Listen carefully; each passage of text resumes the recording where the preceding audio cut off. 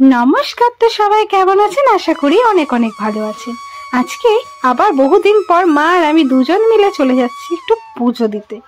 অনেক দিন বেরোনো হয়নি বাড়ি থেকে পুচকুটার জন্য, সেজন্য ভালোই লাগছিল না বাড়িতে একভাবে থাকতে।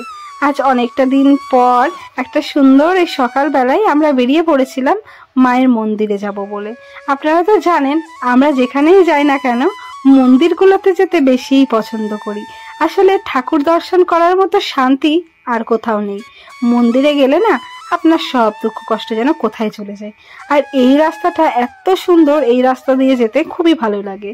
তো প্রচুর পরিমাণে কালারফুল শাড়ির কাজ করে এখানে মেলে দেওয়া থাকে, কোনোটা মার দেওয়া হয়েছে বা কোনোটা ফেব্রিকের কাজ করা হয়েছে। তো এই দেখতে দেখতেই ছুটে চললাম মায়ের মন্দিরে। ইতিমধ্যেই এসে পৌঁছেছি মায়ের মন্দিরে। বেশ দূর থেকেই শোনা যাচ্ছিল উলুধ্বনি, শঙ্খধ্বনি, মায়ের পুজো হচ্ছে। আমরা তো ভেবে অনেক ভিড় হয়েছে, একদম ফাঁকা ফাঁকা হবে এরকমই একটা আশা করেছিলাম। যাক, এটা হচ্ছে পৌষ মাস, আর পৌষ মাসে মূল্য দিয়ে পুজো দেওয়ার একটা তো রেওয়াজ আছেই। তো সেই রেওয়াজ অনুযায়ী মানে আমরাও চলে এসেছি মূল্য দিয়ে পুজো দিতে। আর যেহেতু এত সুন্দর একটা সকাল আর মায়ের মন্দিরে এসেছি, মনটা তো আমাদের খুবই ভালো ছিল।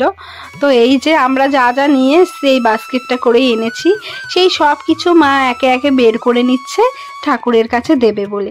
বেশি কিছু নিয়ে আসিনি, সন্দেশ, আলতা সিঁদুর আর মূলো, আর গাছের থেকে একটা ফুল এনেছিলাম। গাছে আসলে শীতের জন্য একটু কম ফুল ফুটছে, তো সেই জন্য একটাই পারতে পেরেছিলাম।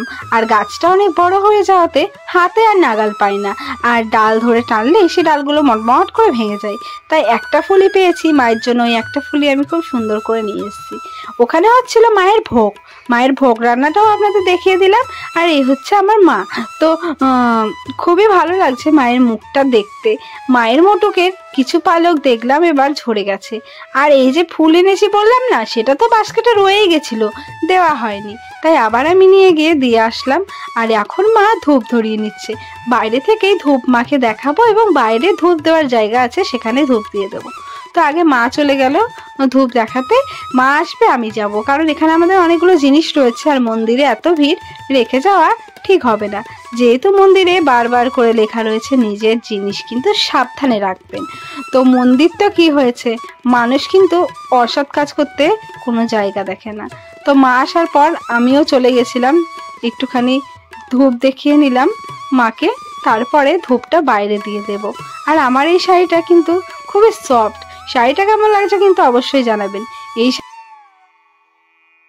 বসে পড়লাম এখন সিঁড়িতে, কারণ অঞ্জলি হওয়ার একটু দেরিও রয়েছে। তো অঞ্জলি হয় এখানে, আপনারা দুটোর মধ্যে আসলে অঞ্জলি দিতে পারবেন এবং ভোগ প্রসাদ চাইলে সেটাও পেয়ে যাবেন। আর এখানে বিয়ে দেওয়াও হয়, আর তাছাড়া অন্নপ্রাশন বা মুখে প্রসাদ দেওয়ার জন্য এখানে কিন্তু সুব্যবস্থা রয়েছে। আপনারা অবশ্যই মন্দিরে যোগাযোগ করে আসতে পারেন। মন্দিরটায় আসতে গেলে আপনারা কৃষ্ণনগর থেকে শান্তিপুরের বাস ধরলে তো গোবিন্দপুর কালীবাড়ি বললেই বাসের যে কেউ নামিয়ে দেবে আপনাকে। আর তাছাড়া শান্তিপুর থেকে আসলে আপনারা স্টেশন থেকে টোটো করেই চলে আসতে পারবেন, শান্তিপুরের একদম কাছাকাছি, বা বাইপাস থেকেও আপনারা চলে আসতে পারবেন। তো এই যে মায়ের মুখটা আপনাদের দেখিয়ে দিলাম, আর পুজো অঞ্জলি দেওয়া আমাদের সব কমপ্লিট, প্রসাদও পেয়ে গেছি। আর এই ভাঙড়ি রাস্তা দিয়ে ছুটে চলেছি, খুবই এলোমেলো ভাবে আসছিলাম। তো আজকের মতো এখানেই শেষ করলাম। ব্লগটা কেমন লাগলো অবশ্যই জানাবেন। তো টাটা।